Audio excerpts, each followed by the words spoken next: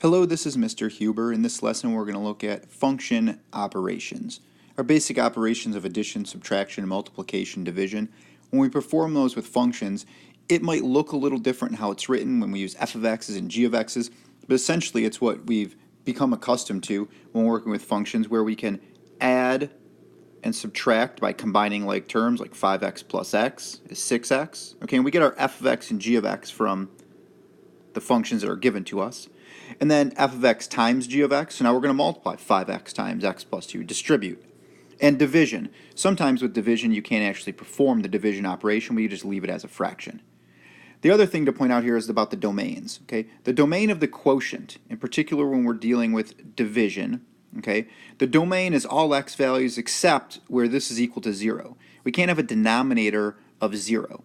So in this particular problem, we would have h of x would have a domain of all real numbers except x equals negative 2. Because if I put a negative 2 in here, plus 2, I'll get 0. We can't have 0 in our denominator. So just be aware of that when we're looking at finding our domains for the functions. Okay. Now let's look at a couple examples here. And we're given in the problem that f of x is 4x minus 7 and g of x is 2x to the third. So we want to perform these operations using those two functions. So first, f of x plus g of x. So if I'm going to write f of x plus g of x, I would write it just like that. I'd have 4x minus 7 plus 2x to the third. And I'm putting parentheses around to make sure we recognize the f of x and the g of x and how we're adding them. And it'll be more important when we're doing subtraction. We'll see that in the next example. Here we want to look at combining like terms. There are no like terms here. Right, x to the third is not a like term with x because they don't have the same variables with the same power. This is power 1, this is power third. So there's no actual like terms right here, so I can put it in standard form though, and I could have 2x to the third, nothing to add with that, plus 4x, and then minus 7. That would be my answer. In the next example, g minus f of x. So just recognizing different ways functions can be written. You can write addition of functions this way, or you could write with the subtraction symbol between them. Or here we could say this is the g function minus the f, or if we added a plus, that means we're adding or subtracting these two functions. Okay, so just a little bit of way that we can write the notation a little differently. Be aware of those. And now we're going to have g of x, which is 2x to the third, minus, put parentheses around, f of x, which is 4x minus 7. Again, this is where it's important maybe for those parentheses, because we want to recognize when we're subtracting this whole function. So we're subtracting 4x and we're subtracting negative 7. So when we go to write our answer for this, it's going to be 2x to the third. There's no like terms that combine with that. Minus 4x and then plus 7. So be aware of when we're subtracting in particular that you're subtracting the entire function that's being subtracted. And just pay attention to the order, f of x plus g of x or g of x plus f of x, and make sure when you're adding and subtracting, you're just looking at ways to combine like terms. All right, we're going to see a couple other examples here. So we got two different functions now, right? Recognize what our functions are, 3 minus x and 2 over x. And now we're going to add them in our first example, f plus g of x. So I'm going to take the f of x function, which is 3 minus x, and I'm going to add to it the g of x function, which is 2 over x. And I'm going to have 3 minus x plus 2 over x.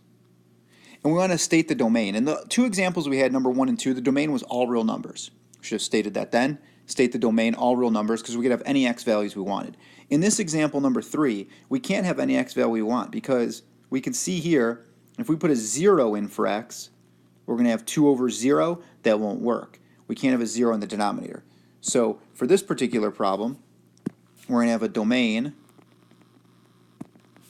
is all real numbers except x equals 0. So domain is all real numbers except x equals 0. So make sure you're aware of, is there, looks a little sloppy. Okay, make sure we can read that. Domain is all real numbers except x equals 0. You can plug anything else in for x you want except a 0, because we can't put a 0 right here in for x, or we have 2 over 0. Now we're going to take a look at multiplying. This is a way to multiply two functions. This is f times g of x. So we're going to take the function f, which is 3 minus x, and we're going to multiply by 2 over x. So I'm going to distribute here. I'm going to take that 2 over x and distribute it into the parentheses. So first I'm going to have 6 over x, 3 times 2 is 6, minus, and here the x's would cancel, so minus 2. So we have that as our function when we multiply, and our domain is still going to be all real numbers, so except 0. For both of these functions, we can't have a 0 in our denominator. So it's all real numbers except 0, all real numbers except 0 is our domain for both of 3 and 4. Okay, be aware when we're multiplying here, we're going to distribute, right? The whole f function is being multiplied by 2 over x. 3 over 1, if you want to put it as a fraction, times 2. The 3 times 2 is 6 over x. And here, negative x times 2 over x, the x's would cancel and just get us minus 2. Now in the next example, number 5, we're going to see a division, f over g. So we're going to have 3 minus x over 2 over x. That's the same as 3 minus x times x over 2. Right? Dividing by a fraction is the same as multiplying by its reciprocal. So dividing by 2 over x is multiplying by x over 2. And now I can distribute that into the parentheses here. So 3x over 2 minus x squared over 2. And if we want to write it in standard form, we could have x squared over 2 minus 3x over 2. That could even be x squared minus 3x all over 2. So any of the three of these are ways we could write that same answer. Okay?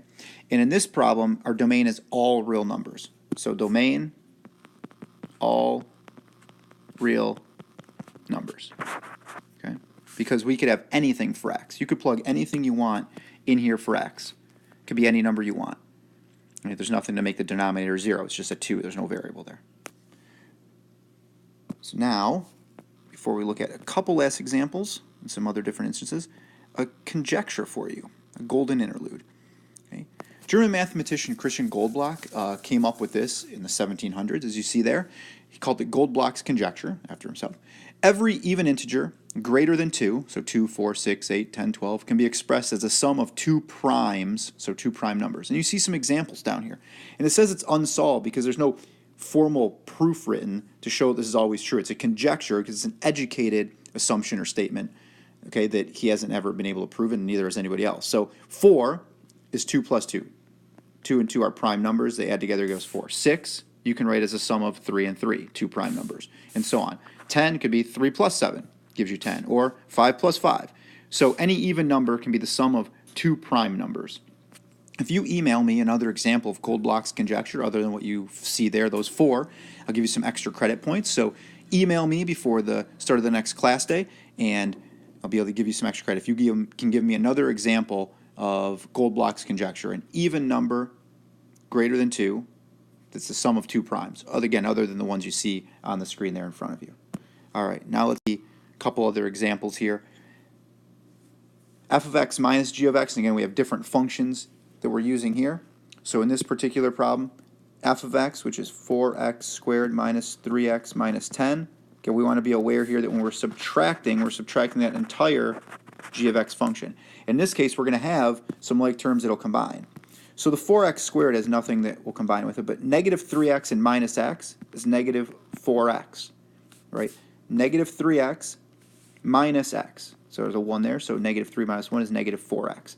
And now we have negative 10 minus negative 2. Negative 10 minus negative 2, so that's negative 10 plus 2, which is negative 8. Okay? That would be our function, and the domain is all real numbers.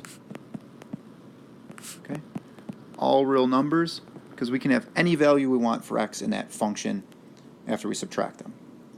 And we look at the next example here, g times f of x. So now we're going to take x minus 2, and we're going to multiply it by 4x squared minus 3x minus 10.